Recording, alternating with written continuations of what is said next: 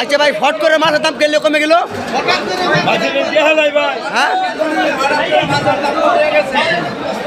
বিক্রয়রা বলছে যে মানুষের থেকে টাকা পয়সার কাজ সিদ্ধার কারণে মাছের দাম কমে গিয়েছে।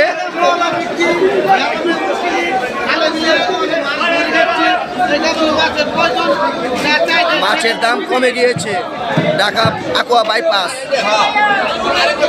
শৈল মাছ মার তো 350, 400, 350 থেকে বড় বড় শৈল। ওয়াও, মাছের দাম কমছে না বাড়ছে? মাছের দাম কমছে না বাড়ছে? মাছের মূল্যই নাই।